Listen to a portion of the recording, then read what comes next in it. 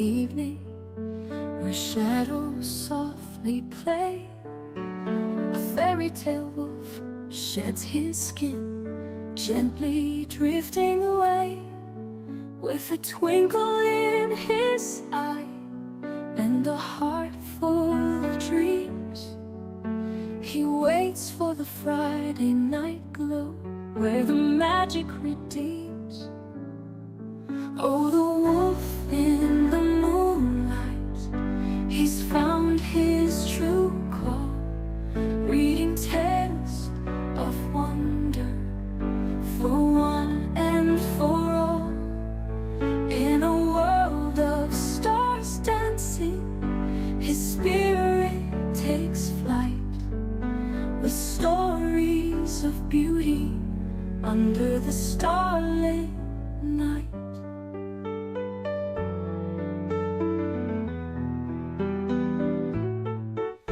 He picks up a book, the pages worn and wise, every line a whisper under the vast skies, from far off lands where the wild things roam, to enchanted forests where the heart finds home. Oh, the wolf in the moonlight, he's found his true call, reading tales of wonder for one and for all. In a world of stars dancing, his spirit takes flight, with stories of beauty under the starlit night. With every word he reads, he casts a spell of peace, transporting all who listen to a land where joy won't cease. For in these fairy tales, amidst the laughter and tears, the wolf finds his solace, he conquers his fears. As the night grows. Yay! We are back, and it is Friday night. I hope everyone has had a good week.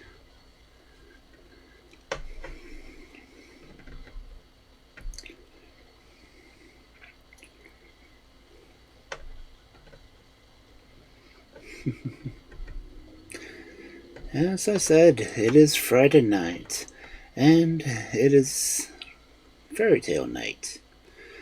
And I hope you all really do enjoy the fairy tales. I am really bad about not advertising, but I do sell books.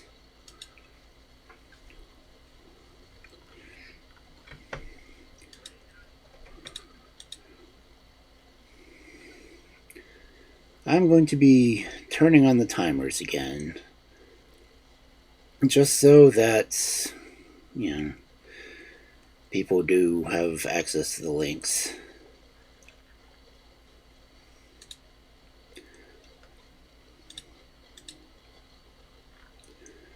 If you would like to support me, you can subscribe here, of course.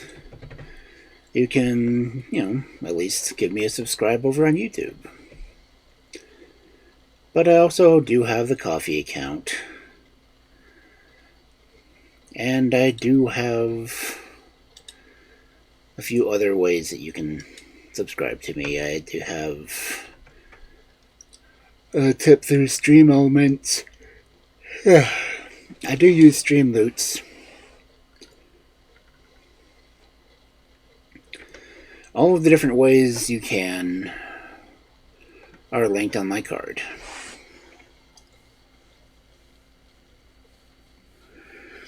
I am shooting to see if I can make it to 500 followers this year. And I'm also trying to get... I would love to get 500 subscribers on YouTube.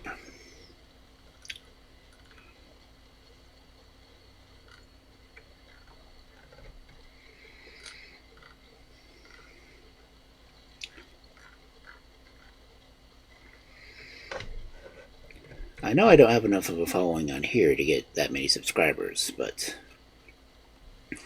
right now, gift subs are on sale. If you do, I think, 5 or so, you get 30% off.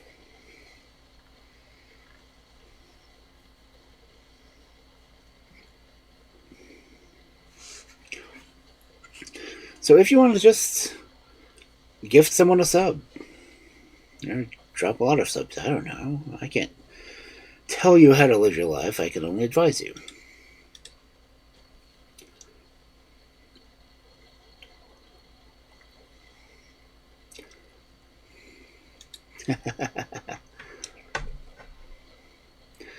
But anyway, I'm glad you're all here. I say that because I have the viewer count turned off, but I'm fairly sure that I'm here.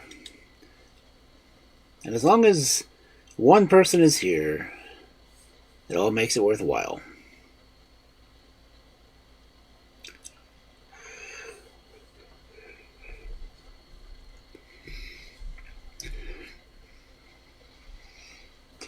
I mean, even if you're not here now, and they're present while the stream is live, it still benefits me if you come back and watch the VODs. Though, Twitch has made it so I can only have 100 hours of VOD highlights. So, when I add, I have to take off some other ones. But they're all on YouTube.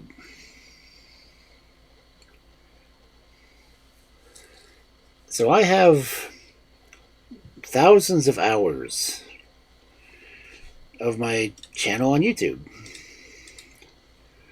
Let me check something real quick, okay?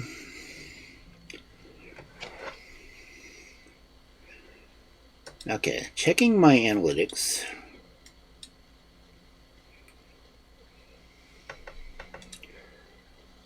I have, let's see. I have over 1,000 hours of stream time. Admittedly, not all of those have been live streams. I've done some pre-recorded ones. But it says on March 9th, I made it over the 1,000 hours.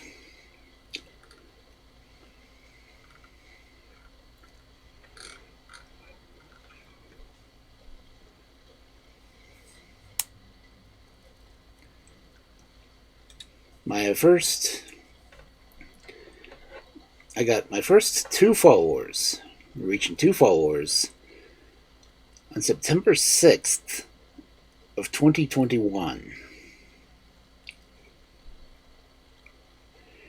I didn't make it to 50 until April 19th of 2022. So, followers are out there. Subscribers are out there. It's just, I'm a very niche streamer. And now that we have our own category, they're reading and writing, or writing and reading, whichever one it is. And now there's more people that know that there are ones narrating out there.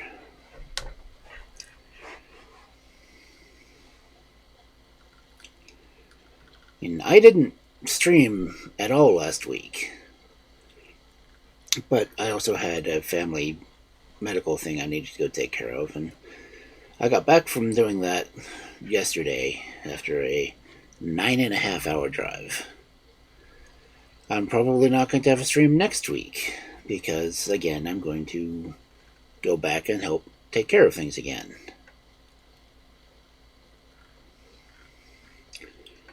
But I'm hoping you all do go back and watch the VODs. I mean, my VODs are there for people to watch.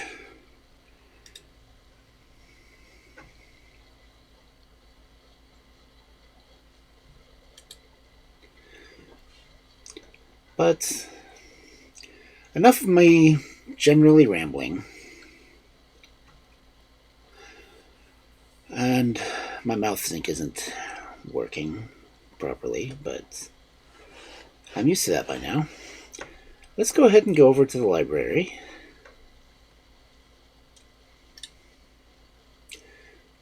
And we will get back into the Violet Fairy book. Again, this is the 7th of the fairy books.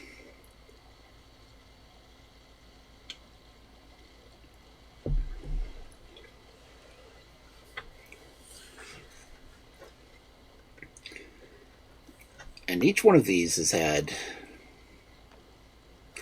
at least 40 to 50 stories in it.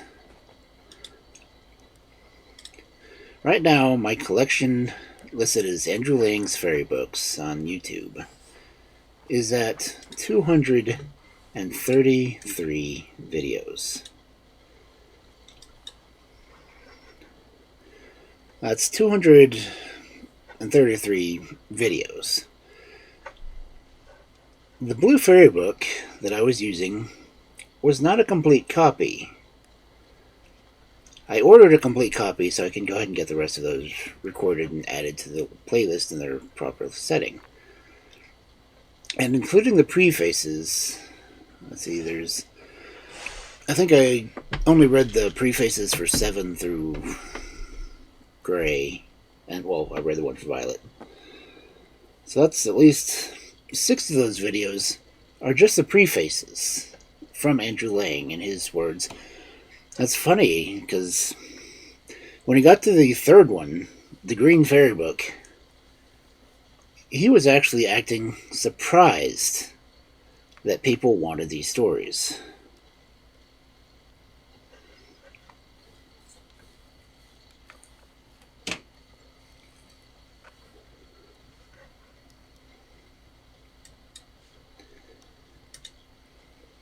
So, the call for fairy tales is out there. People want to read the fairy tales, people want to listen to the fairy tales, and I can only do what I can do. And I do this all as much for you guys as it is for me. I like reading the fairy tales. I like commenting on the fairy tales. Because the fairy tales, as they were written, need modern elaboration. And if you got my books as told by, you would see my commentary on the stories.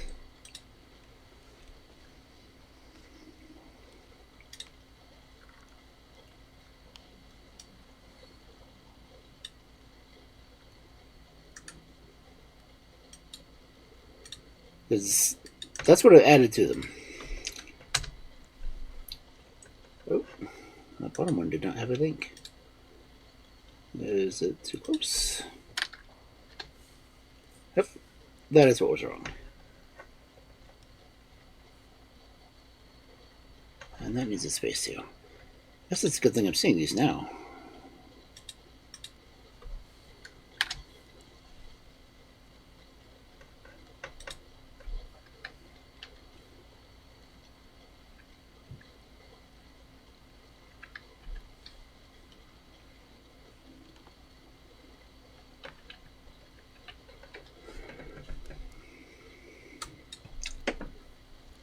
Okay.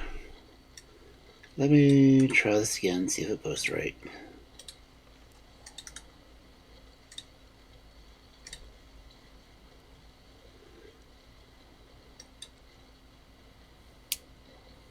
It is not. Okay, wow.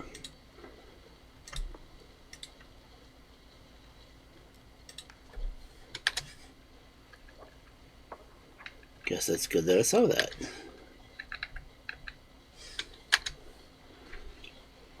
Because it was not putting a space between the link and book. So the links were not actually working.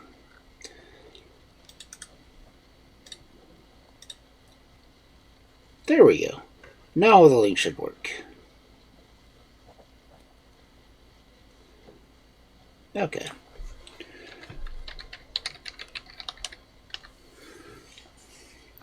But now that we are at 9/11, oh, I forgot I didn't re-record that one. I left the next morning afterwards, so I was a little distracted. That means we are ready to start stories, right? I hope so. So, I hope you're all snuggled into bed. Or at least somewhat comfortable. And we'll get into the stories.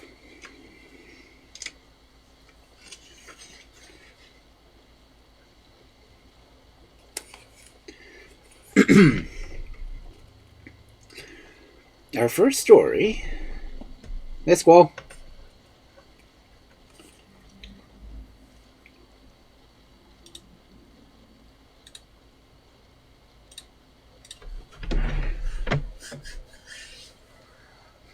Anyway.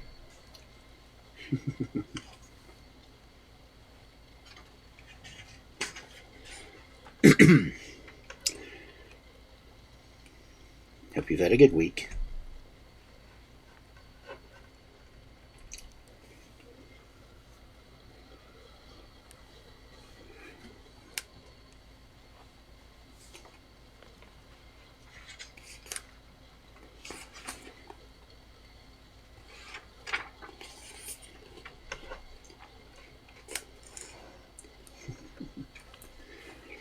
Our first story for this fabulous Friday Night of Fairy Tales: The Goat's Ears of the Emperor Trojan.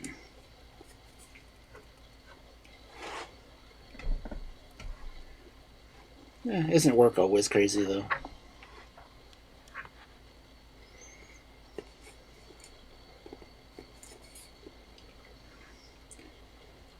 Once upon a time, there lived an emperor whose name was Trojan, and he had ears like a goat.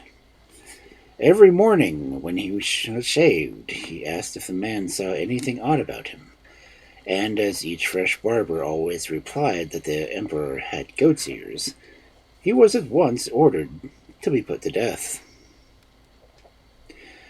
Now, after this state of things had lasted a good while, there was hardly a barber left in the town that could shave the emperor, and it came to be the turn of the master of the company of barbers to go up to the palace. But, unluckily, at the very moment that he should have set out, the master fell suddenly ill, and told one of his apprentices that he must go in his stead. When the youth was taken to the emperor's bedroom, he was asked why he had come and not his master. The young man replied that his master was ill and there was no one but himself who could be trusted with the honor. The emperor was satisfied with the answer and sat down and let a sheet of fine linen to be put around him. Directly the young barber began his work. He, like the rest, remarked the goat's ears of the emperor, but when he had finished and the emperor asked him his usual question as to whether the youth had noticed anything odd about him, the young man replied calmly, "No, nothing at all." This pleased the emperor so much that he gave him 12 ducats, and said, "Henceforth you shall come every day to shave me." So, when the apprentice returned home, and the master inquired how he had got on with the emperor, the young man answered, "Oh, very well, and he says I am to shave him every day, and he has given me these 12 ducats." And he said nothing about the goat's ears of the emperor. From this time the apprentice went regularly up to the palace, receiving each morning 12 ducats in payment.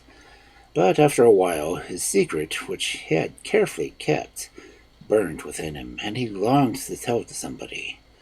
His master saw that there was something on his mind, and asked what it was. The youth replied that he had been tormenting himself for some months, and should never feel easy until someone shared his secret. "Well, trust me," said the master.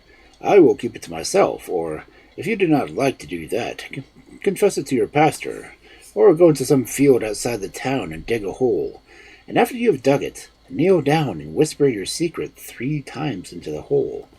Then put back the earth and come away." The apprentice thought that this seemed the best plan, and that afternoon he went to the meadow outside the town and dug a deep hole, then knelt and whispered into it 3 times. "The Emperor Trojan has a goat's ears."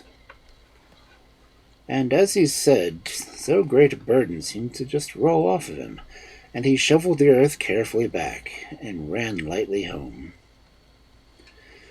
3 weeks had passed, and there sprang up in the hole an elder tree which had 3 stems, all as straight as poplars. Some shepherds tending their flocks nearby noticed the tree growing there, and some of them cut down a stem to make flutes of. But directly he began to play the flute, it would do nothing but sing, "The Emperor Trojan has goat's ears." Of course, it was not long before the whole town knew of this wonderful flute and what it said, and at last the news reached the emperor in his palace. He instantly sent for the apprentice and said to him, "What have you been saying about me to all my people?" The culprit tried to defend himself by saying that he had never told anybody what he had noticed, but the emperor, instead of listening, only drew his sword from its sheath, which so frightened the poor fellow that he confessed exactly what he had done, and how he had whispered the truth 3 times into the earth, and how in that very place the elder tree had sprung up, and flutes had been cut out of it, which would only repeat the words he had said. Then the emperor commanded his coach to be made ready, and he took the youth with him, and they drove to the spot, for he wished to see for himself whether the young man's confession was true. But when they reached the place, only 1 stem was left, so the emperor desired his attendants to cut a flute from it, and when it was ready, he ordered his chamberlain to play on it. But no tune could the chamberlain play, though he was the best flute player about the court. Nothing came but the words, "The Emperor Trojan has goat's ears." Then the emperor knew that even the earth had gave up its secret, and he granted the young man his life, but he never allowed him to be his barber anymore.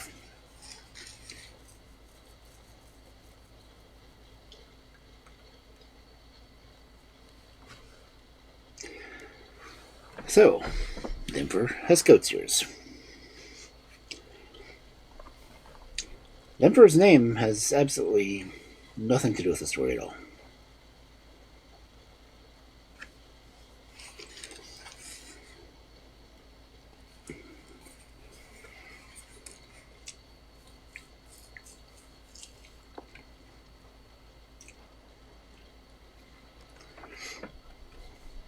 The emperor has goat ears.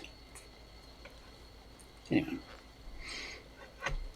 Very short story, wasn't it? So, we continue. Our next story for this fabulous Friday night of fairy tales. The shock, the shame. The emperor's head has goat ears.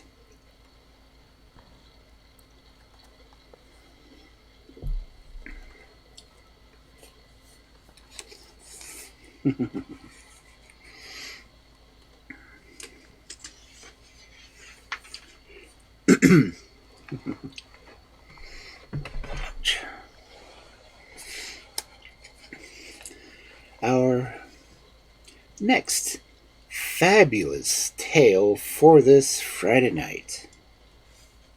Hold on. I've got someone blaring in my damn ear. Who's on? Okay.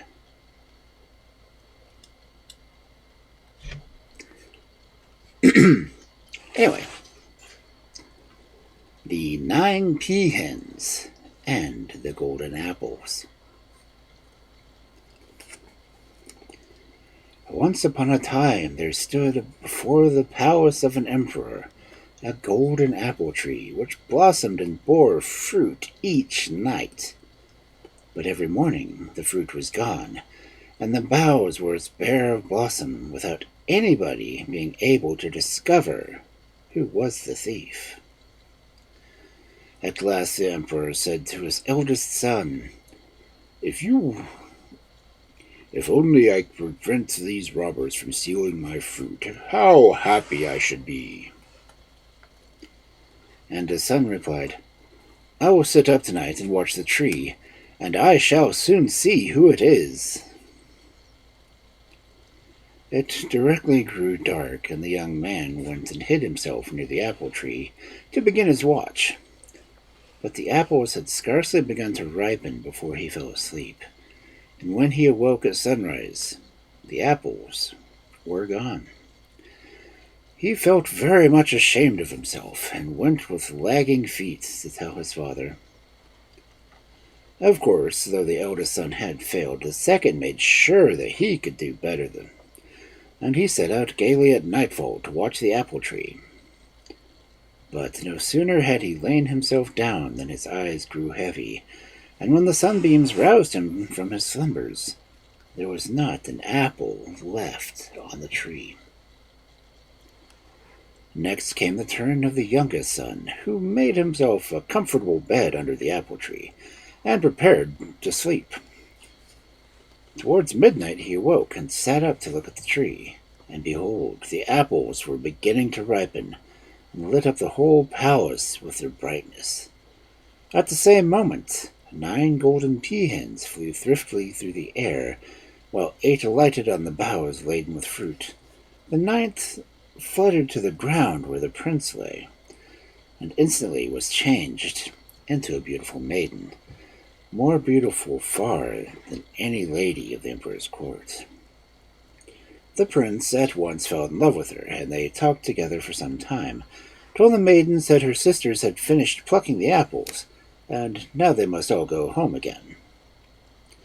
The prince, however, begged her so hard to leave him a little of the fruit, that the maiden gave him 2 apples, one for himself, and the other for his father. Then she changed herself back into a pea-hen, and the whole 9 flew away. As soon as the sun rose, the prince entered the palace and held out the apple to his father, who was rejoiced to see it, and praised his youngest son heartily for his cleverness. That evening the prince returned to the apple tree, and everything passed as before, and so it happened for several nights. At length the other brothers grew angry at seeing that he never came back without bringing 2 apples with him, and they went to consult an old witch who promised to spy after him and discover how he managed to get the apples. So when the evening came, the old woman hid herself under the tree and waited for the prince. Before long he arrived and lay down in his bed, and was soon fast asleep. Towards midnight there was a rush of wings, and the 8 pea-hens settled on the tree, while the 9th became a maiden and ran to greet the prince. Then the witch stretched out her hand and cut off a lock of the maiden's hair, and in an instant the girl sprang up to a pea-hen once more, and spread her wings and flew away, while her sisters were busily stripping the boughs and flew after her. When he had recovered from his surprise at the unexpected disappearance of the maiden, the prince exclaimed, "What can be the matter?" And he looked about him and discovered the old witch hidden under his bed. He dragged her out, and in his fury called his guards and told them to put her to her death as fast as possible. But that did no good, so far as the pea-hens went. They never came back any more, though the prince returned to the tree every night and wept his heart out for his lost love. This went on for some time, till the prince could bear it no longer, and made up his mind that he would search the world through for her. In vain his father tried to persuade him that his task was hopeless, and that other girls were to be found as beautiful as this one. The prince would listen to nothing, and accompanied by only one servant, set out on his quest. After traveling for many days, he arrived at length before a large gate, and through the bars he could see the streets of a town, and even the palace. The prince tried to pass in, but the way he was barred by the keeper of the gate, who wanted to know who he was, why he was there, and how he had learned the way. And he was not allowed to enter, unless the Empress herself came and gave him leave. Hey, guilty. A message was sent to her, and when she stood at the gate, the prince thought he had lost his wits, for there was a maiden he had left his home to seek.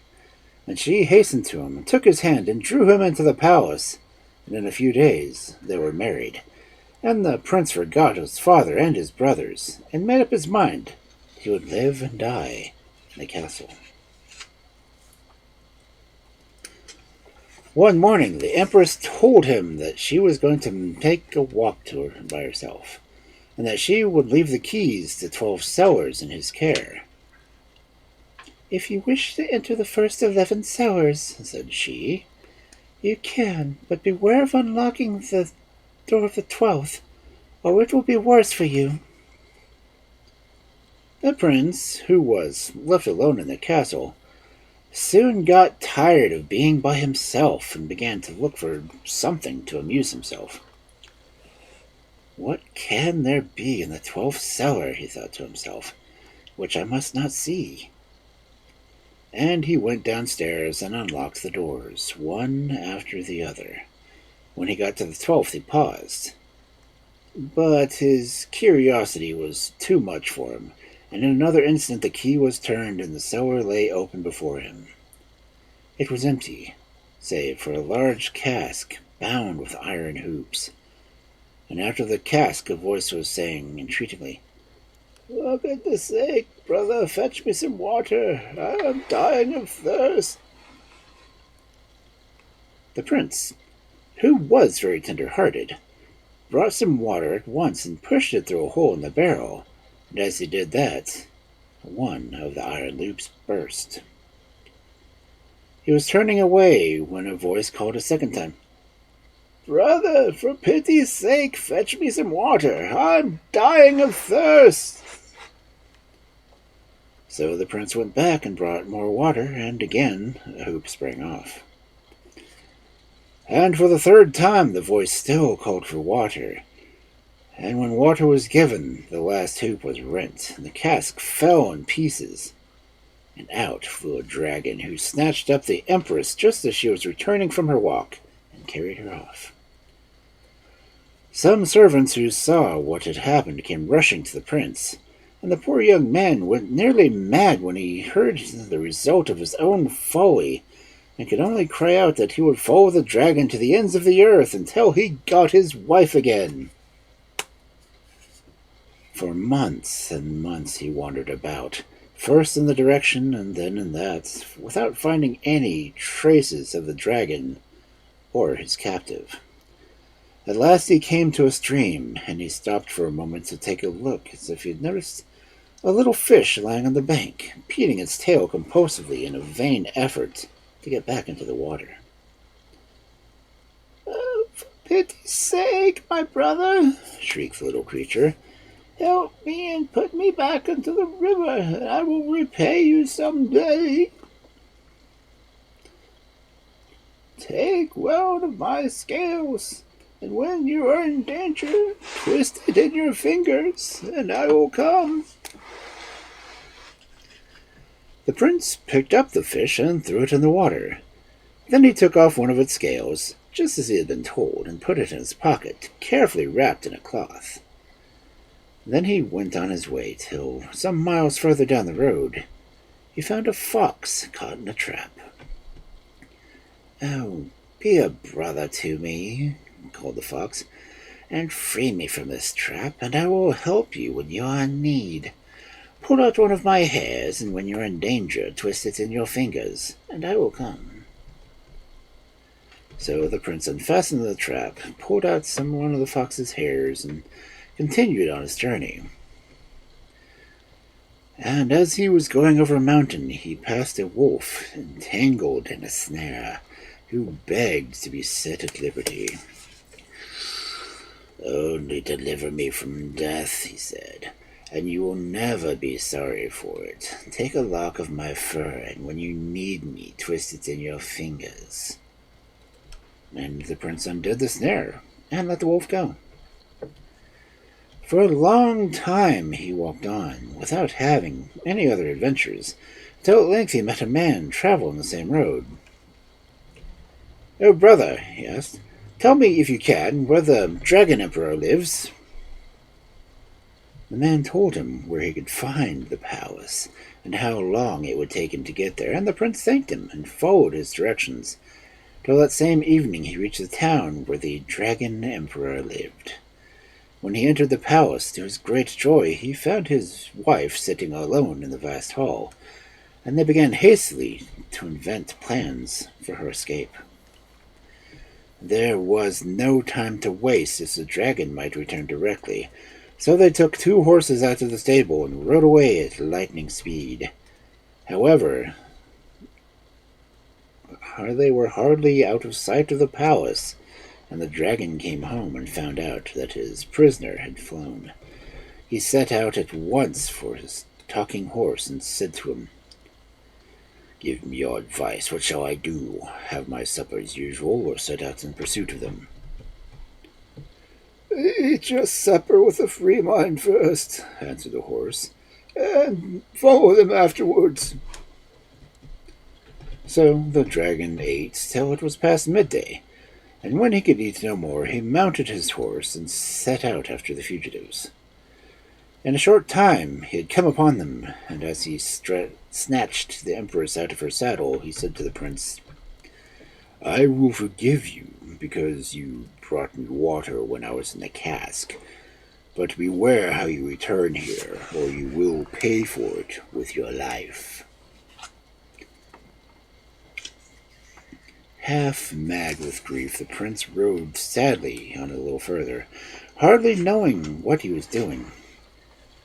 And then, when he could bear it no longer, he turned back to the palace, in spite of the dragon's threats. Again the empress was sitting alone, and once more they began to think of a scheme in which they might escape the dragon's power. "Ask the dragon when he comes home," said the prince, "where he got that wonderful horse from, and then you can tell me, and I will try to find another like it." Then, fearing to meet his enemy, he stole out of the castle. Soon after, the dragon came home, and the emperor sat down near him, and began to coax and flatter him into a good humor. And at last she said, "But tell me about the wonderful horse you were riding yesterday. There cannot be another like it in the whole world. Where did you get it from?" And he answered, "The way I got it is a very way which no one else can take. On the top of a high mountain dwells an old woman who has her stables and 12 horses, each one more beautiful than the other. In the corner is a thin, wretched-looking animal whom no one would glance at a second time. But he is really the best of the lot. He is twin brother to my own horse, and they can fly as high as the clouds themselves. But no one ever gets his horse without serving the old woman for 3 whole days. And besides the horses, she has a foal and its mother, and the man who serves her must look after them for 3 whole days, and if he does not let them run away, he will get in the end his choice of the horses, as a present from the old woman. If he fails to keep the foal and mother safe on any one of the 3 nights, his head he will pay." The next day the prince watched until the dragon left the house, and then he crept in to the empress, who told him all she had learnt from the jailer. The prince at once determined to seek the old woman on top of the mountain, and lost no time in setting out. It was a long and steep climb, but at last he found her, and with a long bow he began. "Good greeting to you, little mother." "Greeting to you, my son. What are you doing here?" "I wish to become your servant," answered he. "So you shall," said the old woman. "If you can take care of my mare for 3 days, I will give you a horse for wages. But if you let her stray, you will lose your head." And as she spoke to him, she led him into the courtyard, surrounded by palings, and on every post a man's head was stuck. One post only was empty, and as they passed it, it cried out, "Woman, give me the head I'm waiting for!" The old woman made no answer, but turned to the prince and said, "Look, all those men struck service with me and on the same conditions as you, but not one was able to guard the mare." But the prince did not waver, and declared that he would abide by his words. When the evening came, he led the mare out of the stable and mounted her, and the colt ran behind. He managed to keep his seat for a long time, in spite of all her efforts to throw him. But at length he grew so weary that he fell fast asleep. When he woke up, he found himself sitting on a log with a halter in his hands. He jumped up in terror, but the mare was nowhere to be seen, and he started out with a beating heart in search of her. He had gone some way without a single trace to guide him when he came to a little river. The sight of the water brought back to his mind the fish whom he had saved from death, and he hastily drew the scale from his pocket. It had hardly touched his fingers when the fish appeared in the stream beside him. "What is it, my brother?" asked the fish anxiously. "The old woman's mare strayed last night, and I don't know where to look for her." "Oh, I can tell you that. She has changed herself into a big fish, and her foal into a little one. But strike the water with a halter and say, 'Come here, O mare of the mountain witch,' and she will come." The prince did as he was bid, and the mare and the foal stood before him. Then he put the halter around her neck and rode her home, the foal always trotting along behind them. The old woman was at the door to receive them, and gave the prince some food while she led the mare back into the stable. "You should have gone among the fishes," cried the old woman, striking the animal with a stick. "I did go with the fishes," replied the mare, "but they are no friends of mine, for they betrayed me at once." "Well, go among the foxes this time," she said, and returned to the house, not knowing the prince had overheard her. So when it began to grow dark, the prince mounted the mare for the second time and rode into the meadows, and the foal trotted along behind its mother. Again he managed to stick on till midnight, and a sleep overtook him that he could not battle against, and when he woke up he found himself, as before, sitting on a log with a halter in his hands. He gave a shriek of dismay and sprang up in search of the wanderers. As he went, he suddenly remembered the words of the old woman, and said to the mare, and he drew out the fox hair and twisted it in his fingers. "What is it, my brother?" asked the fox, who instantly appeared beside him. "The old witch's mare ran away from me last night, and I do not know where to look for her." "She is with us," replied the fox, "and has changed herself into a big fox and her foal into a little one. But strike the ground with a halter and say, 'Come here, O mare of the mountain witch.'"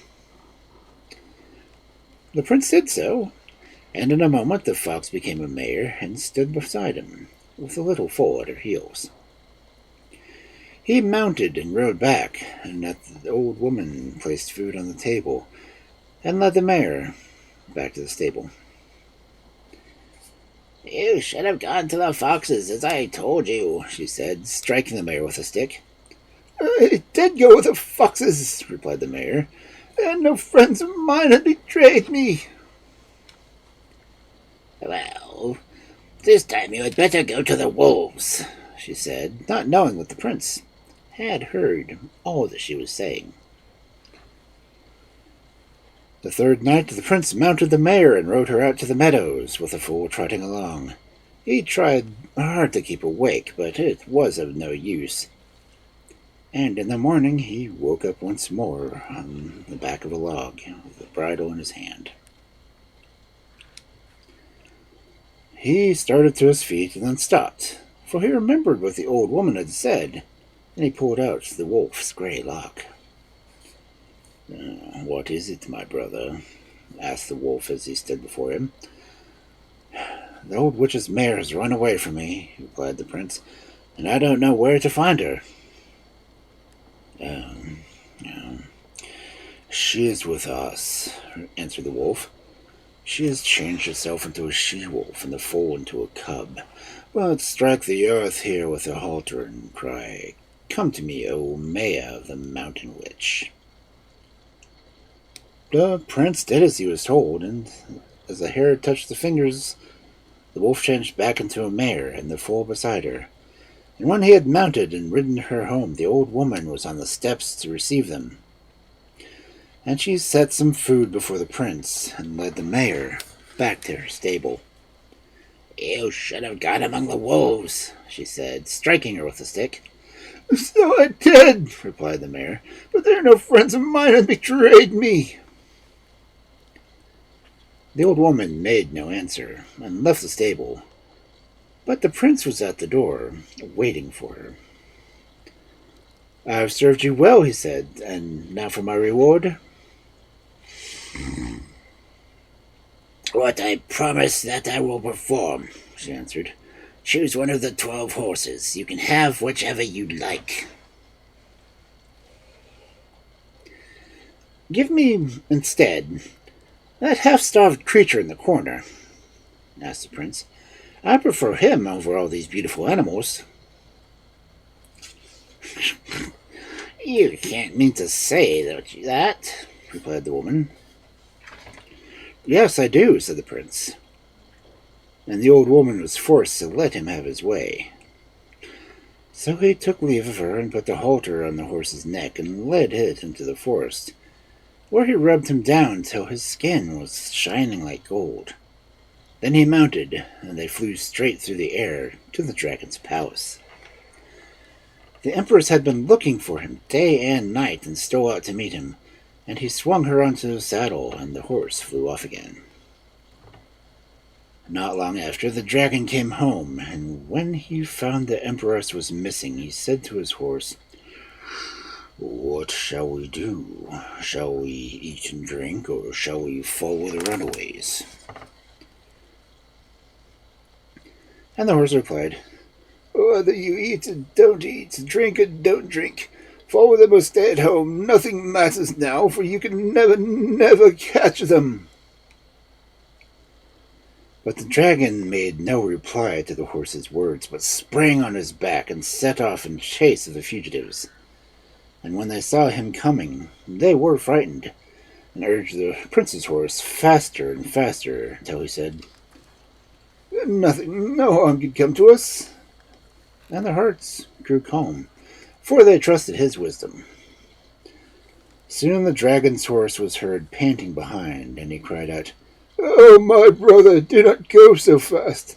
I shall sink to the earth if I try to keep up with you." And the prince's horse answered, "Why do you serve a monster like that? Kick him off and let it break to pieces on the ground, and come and join us."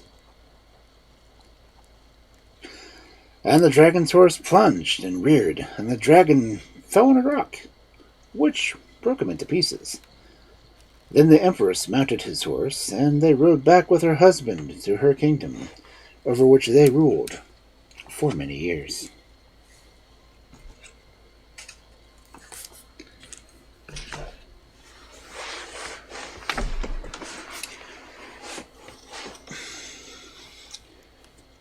Why would a dragon need a horse?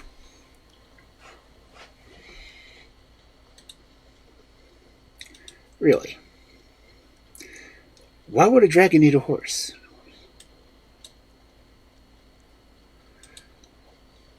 Alternatively, why does God need a starship?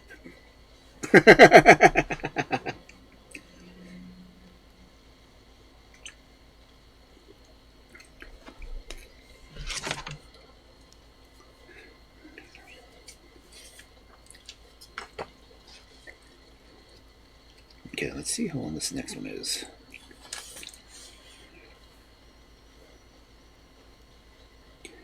The Lute Player is 5 pages.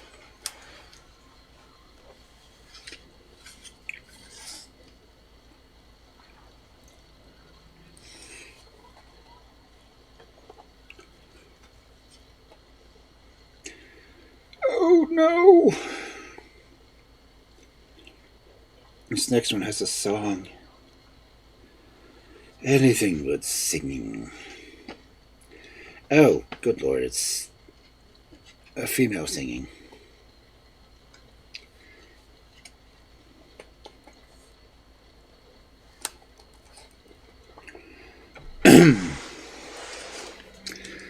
Yeah, we're gonna go take a break before I try this one.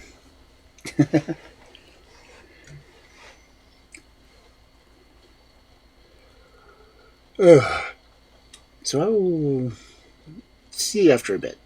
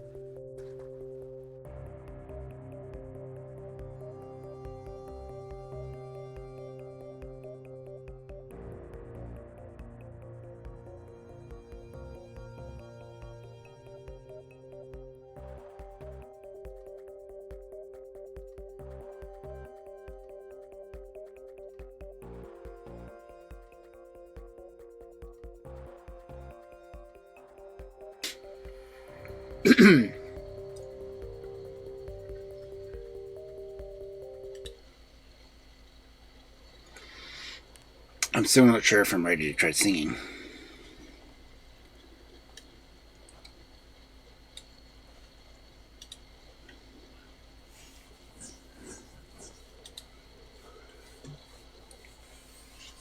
Yeah, especially so, have to be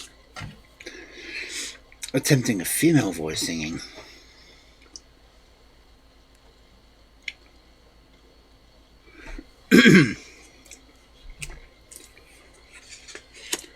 So feel free to stand by to get ready to clip.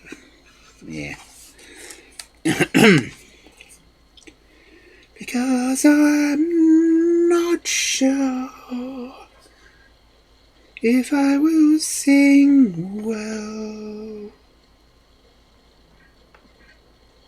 Especially since her voice is sweeter than a lark.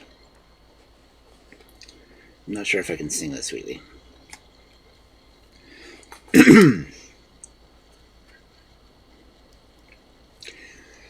Anyway,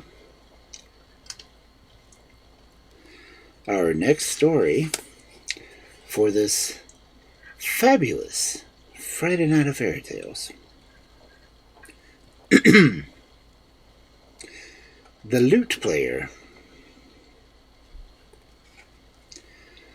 Once upon a time, there was a king and queen who lived happily and comfortably together. They were very fond of each other and had nothing to worry them. But at last the king grew restless. He longed to go out into the world and try his strength in battle against some enemy and to win all kinds of honor and glory.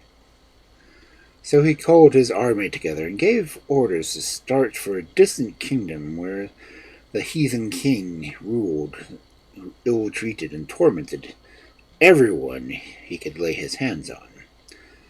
The king then gave his parting orders and his wise advice to his ministers, and took a tender leave of his wife, and set out with his army across the seas.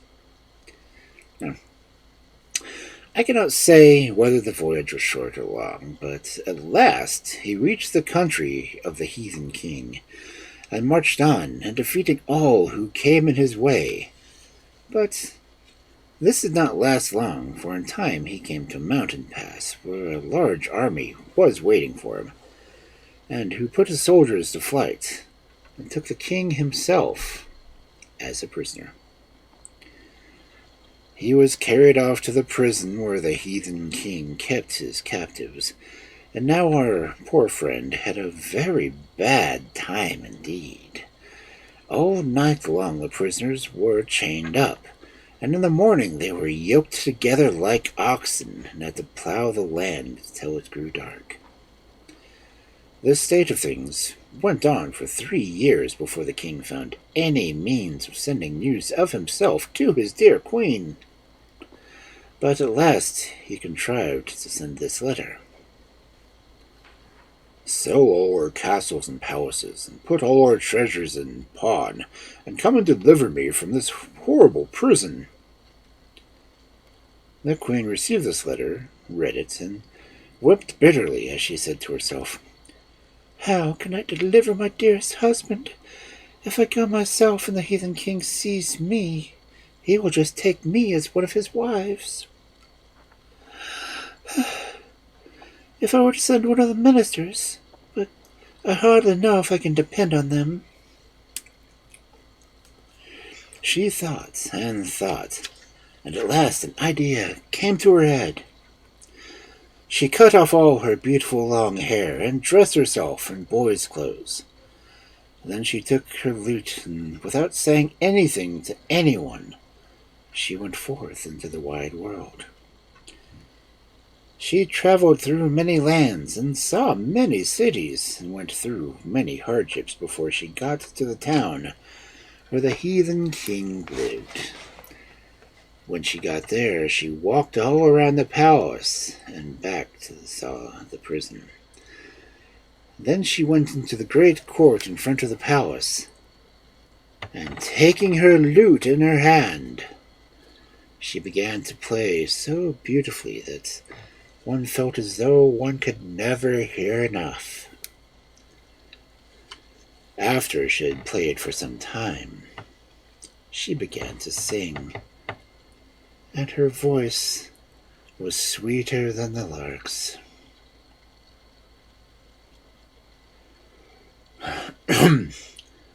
I come from my own country far into this foreign land.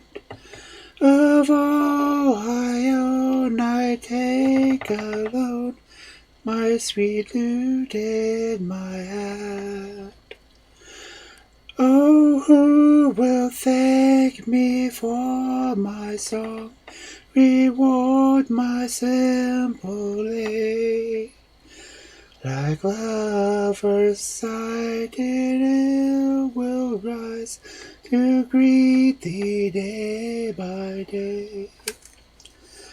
I sing of blooming flowers, made sweet by sun and rain, of all the bliss of love's first kiss and parting's cruel pain, of the sad captive's longing within his prison wall, of hearts that sigh when none are nigh to answer to their call. My song begs for your pity and gives from out your store, and I play my gentle lay, I linger near your door. And if you hear my singing within your palace, sire, oh, give, I pray, this happy day to me my heart's desire.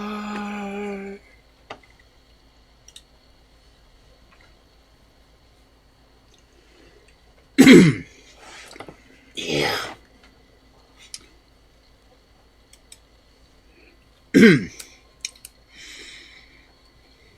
Thank you.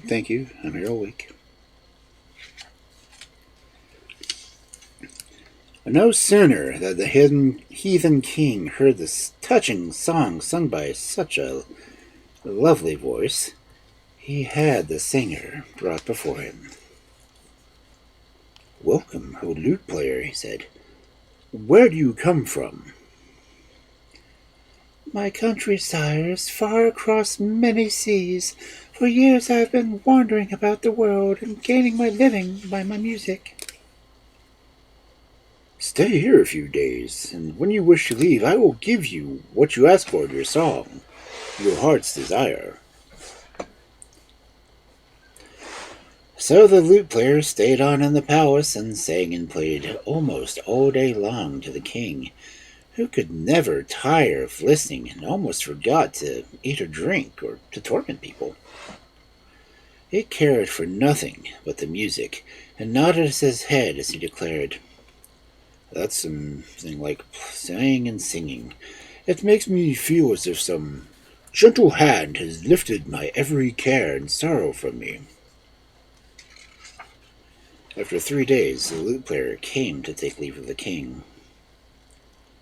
"Well," said the king, "what do you desire for your reward?" "Sire, give me one of your prisoners. You have so many in your prison, and I should be glad to have a companion on my journeys. When I hear his happy voice as I travel along, I shall think of you and thank you." "Oh, come along then," said the king. "Choose whom you will." And he took the lute player through the prison himself. The queen walked about the prisoners, and at length she picked out her husband and took him with her on her journey. They were long on their way, but never found out who she was, and she never let him nearer and nearer to his country. When they reached the frontier, the prisoner said, "Now let me go, my kind lad. I am no common prisoner. For the king of this country, let me go free, and ask what you will as your reward." "Do not speak of reward," answered the lute player. "Go in peace." "Let me know, kind lad." Hold on. Okay. "Then come with me, dear boy, and be my guest." "When the proper time comes, I shall be at your palace," was the reply, and so they parted. The queen took a shortcut home, and got there before the king, and changed her dress. An hour later, all the people in the palace were running to and fro, crying out, "Our king is back! Our king has returned to us!" The king greeted everyone very kindly, but he would not so much as look at the queen. Then he called his council and ministers together and said to them, "See what sort of wife I have. Here she is falling on my neck. But when I was pining in prison and sent word for her, she did nothing to help me." And as his council answered with one voice, "Sire, when the news was brought from you, the queen disappeared, and no one knew where she went. She only returned today." Then the king was very angry and cried, "Judge my faithless wife!" Never would you have seen your king again if... Never would you have seen your king again if a young lute player had not delivered him. I shall remember him with love and gratitude as long as I live. While the king was sitting with the council, the queen found time to disguise herself. She took her lute, and slipping into the court of the front of the palace, she sang, loud and clear, "I sing the captive's longing within his prison wall, of hearts that sigh when none are nigh to answer to their call. My song begs for your pity and gifts from out your store. As I play my gentle lay, I linger near your door. And if you hear my singing within your palace, sire, oh give, I pray, this happy day to me my heart's desire."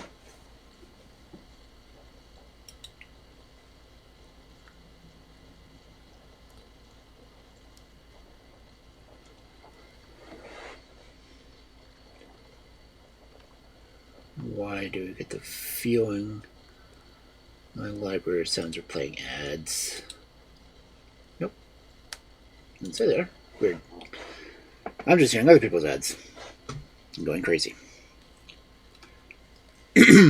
Anyway, as soon as the king heard the song, he ran over to meet the lute player, took him by the hand, and led him to the palace. "Here," he cried, "is the boy who released me from my prison. And now, my true friend, I will indeed give you your heart's desire." "I'm sure we will not be less generous than the heathen king was, sire. I ask of you what I asked of and obtained from him. But this time, I don't mean to give up what I get. I want you, yourself." And as she spoke, she threw off her long cloak, and everyone saw it was the queen.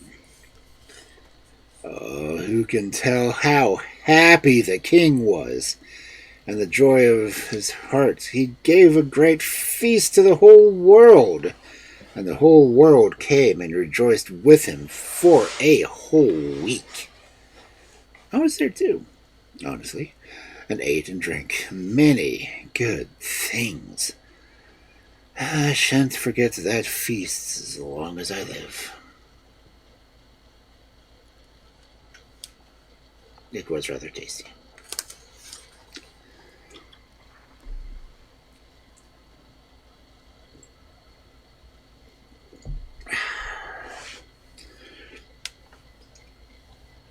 So I had to sing twice in that story. I hope you people enjoyed it.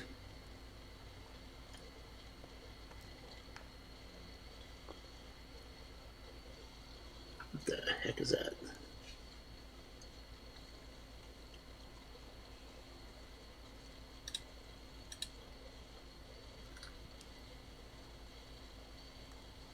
Okay, did I lose a connection at some time? Because it popped up the welcome to the chat room on my chat window in the screen.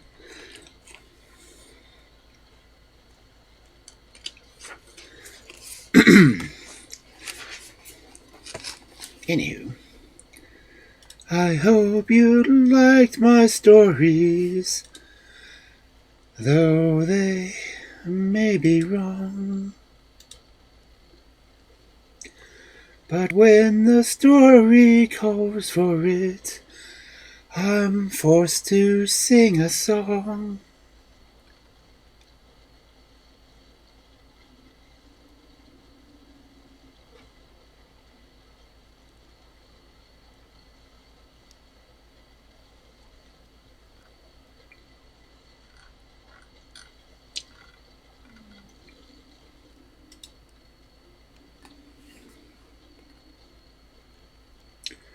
And if anyone did actually clip that, please feel free to share it, so everyone else can be tormented as well.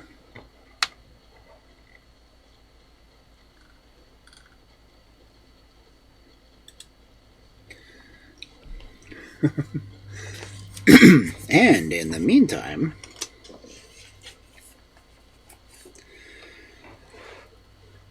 our next story for this fabulous Friday night of fairy tales: The Grateful Prince.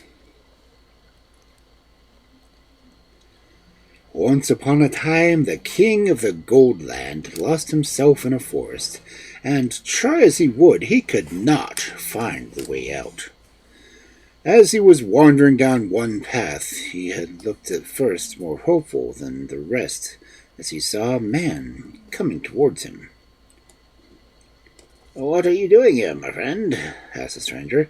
"Darkness is falling fast, and soon the wild beasts will come from their lairs and seek you for food." "I have lost myself," answered the king, "and am trying to get home."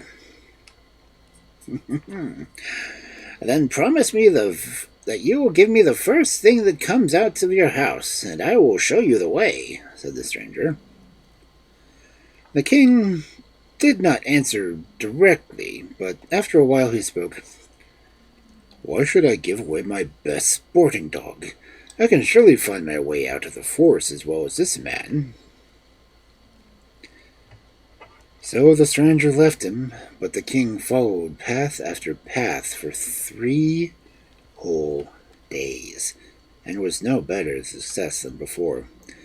He was almost in despair when the stranger suddenly appeared, blocking up his way. "Promise me you will give me the first thing that comes out of your house to meet you." But the king was still a little stiff-necked and would promise nothing. For some days longer he wandered up and down the forest, trying one path and another, but his courage at last gave way, and he sank wearily on the ground under a tree, feeling for sure that his last hour had come. Then for the 3rd time the stranger stood before the king and said, "Why are you such a fool? What can a dog be to you that you should want to give your life for him like this? Just promise me the reward I want, and I will guide you out of the forest." "Well, My life is worth more than 1,000 dogs, answered the king. The welfare of my kingdom depends on me. I accept your terms. Take me to my palace. Scarcely had he uttered the words when he found himself at the edge of the wood, with the palace in the dim distance. He made all haste he could, and just as he reached the great gates, out came the nurse with the royal baby, who stretched out his arms to his father. The king shrank back and ordered the nurse to take the baby away at once. Then his great boarhound bounded up to him, and his caresses were only answered by a violent push. When the king's anger was spent, he was able to think what was best to be done.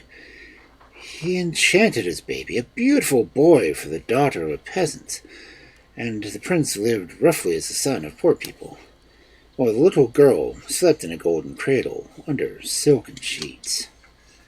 At the end of a year, the stranger appeared to claim his property and took away the little girl, believing her to be the true child of the king. The king was so delighted with the success of his plan that he ordered a great feast to be gotten ready, and made splendid gifts to the foster parents of his son, so that he might lack nothing.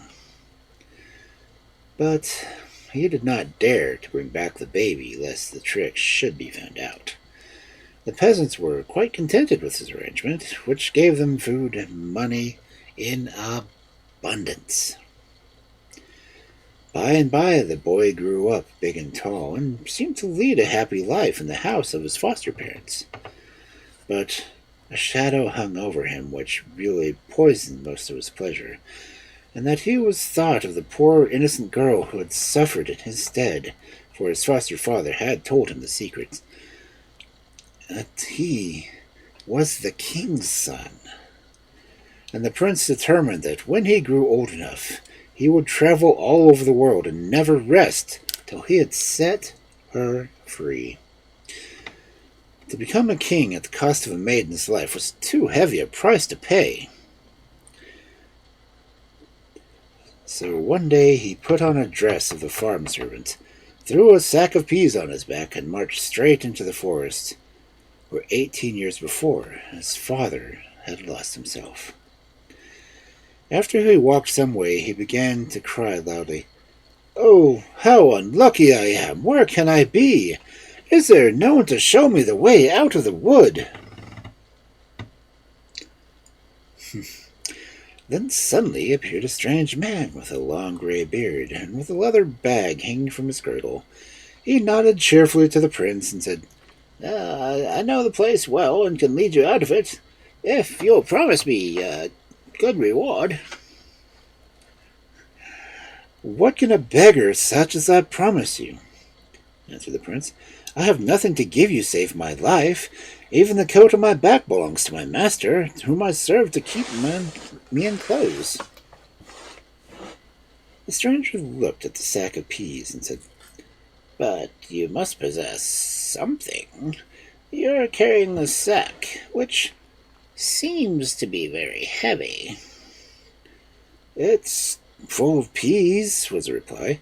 "My old aunt died last night, and without leaving enough money to buy peas to give the watchers, as is a custom throughout the country, I have borrowed these peas from my master, and I thought to take a shortcut across the forest, but I've lost myself, you see."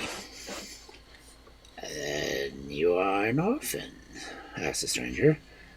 "Why should you not enter my service? I want a sharp fellow in my house, and you please me." "Why not, indeed, if we can strike a bargain?" said the other. "I was born a peasant, when strange bread is always bitter.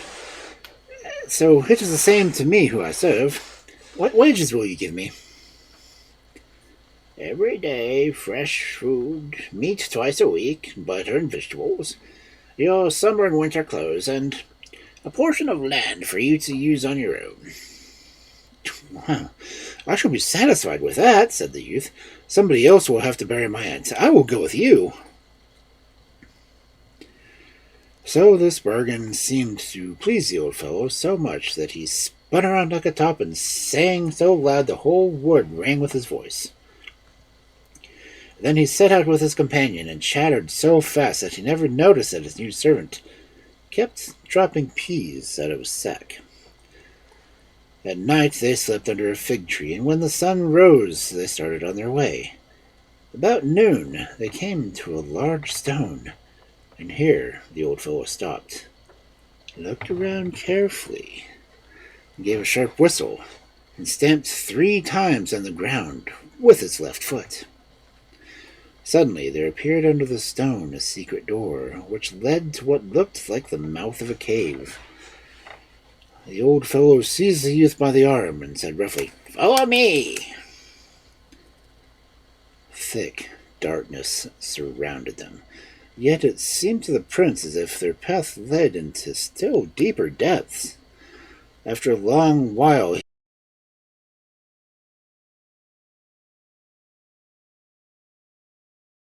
absolute stillness that reigned everywhere. Not a rustle or sound could be